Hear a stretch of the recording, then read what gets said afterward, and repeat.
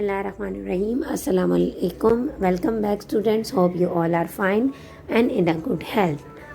पिछली क्लास में हम लोगों ने अपना यूनिट 13 का टॉपिक किया था जो कि पार्ट्स ऑफ स्पीच थे। इस क्लास में हम ट्रांजिटिव और इंट्रांजिटिव वर्ब्स के बारे में पढ़ेंगे। ये टॉपिक भी यूनिट 13 से रिलेटेड है और ग्रामर फोकस का पहला टॉपिक है। ये आपका पेज है बुक का जिसमें ट्रांजिटिव और इंट्रांजिटिव वर्ब्स आपको दिए गए हैं। यहीं से पहले इसको रीड आउट करेंगे। A transitive verb is a verb that always has an object to indicate a complete action.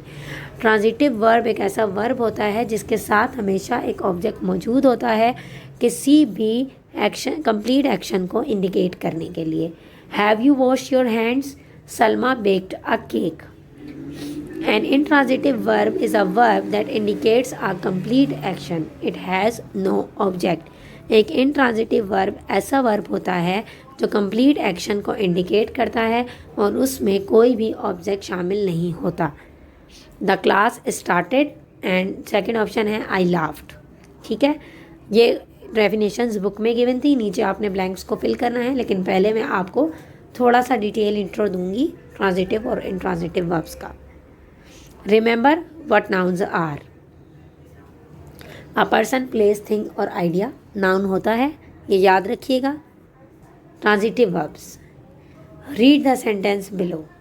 जो held the baby. What is the subject? What is the verb? And what did Joe hold? 3 questions दिए गए हैं एक sentence के साथ। Subject क्या है, verb क्या है और जो ने क्या होल्ड किया हुआ है। अगर आप इन 3 क्वेश्चंस के आंसर दे सकते हैं इसका मतलब कि ये एक ट्रांजिटिव वर्ब है। लाइक हमारा इसमें सब्जेक्ट जो है, वर्ब हेल्ड है और जो ने बेबी को हेल्ड किया हुआ है, बेबी को पकड़ा हुआ है, तो वो आपका ऑब्जेक्ट हो जाएगा। इसका मतलब कि ये एक ट्रांजिटिव वर्ब है जिसमें ऑब्जेक्ट शामिल है।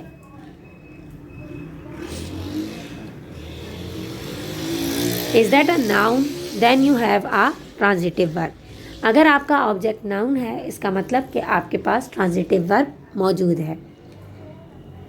आगे remember, for a verb to be transitive the action must be directed towards a noun. किसी भी वर्ब के लिए ट्रांजिटिव होना, अगर वो वर्ब ट्रांजिटिव है तो उसके लिए ज़रूरी है कि उसका एक्शन जो है वो डायरेक्टली नाउन से लिंक्ड कर रहा हो। ठीक है, यानी कि डायरेक्टेड हो नाउन की तरफ। Let's try another one. एक और ट्राई करते हैं। Loretta brought flowers. What is the subject? Loretta is the subject. What is the verb? Brought is the verb. And what did Loretta bring? Loretta ने क्या लाया?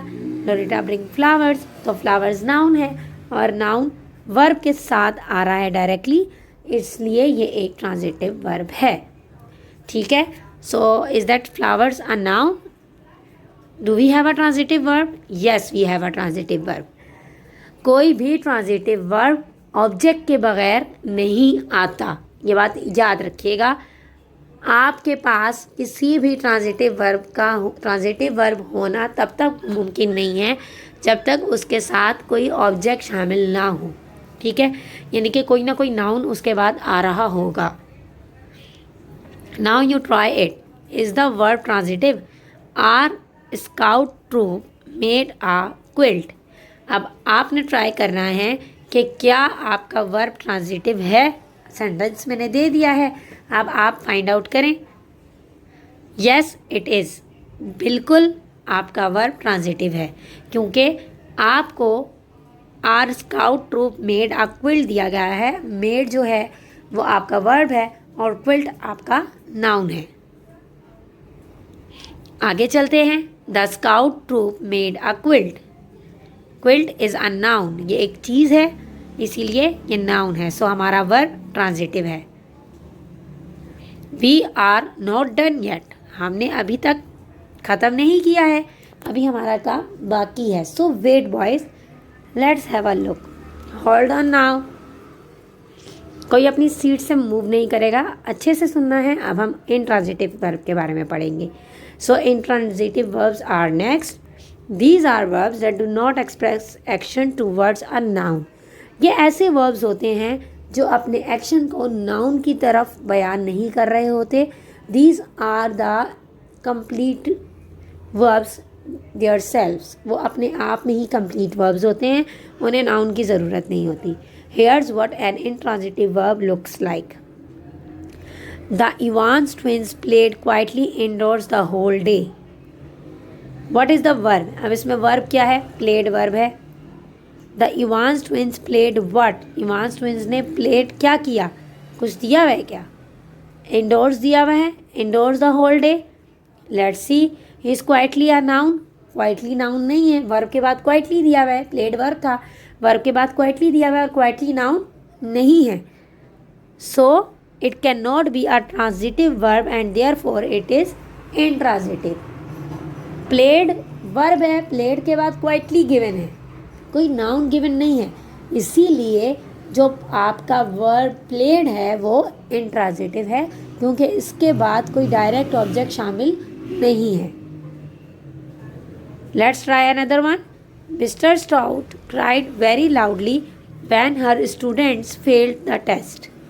Mister Stout जो थे वो बहुत ज़ोर से चिल्लाए, रोए एक किस्म का, जब उनके स्टूडेंट्स ने टेस्ट में फेलिंग मार्क्स ले लिए, वो फेल हो गए. सो मिसेज स्टाउट जो हैं, क्राइड वर्ब दिया हुआ है, क्राउड के बाद है वेरी लाउडली, कोई नाउन नहीं है ये, क्राइड है और क्राइड के बाद है very loudly, it's not a noun.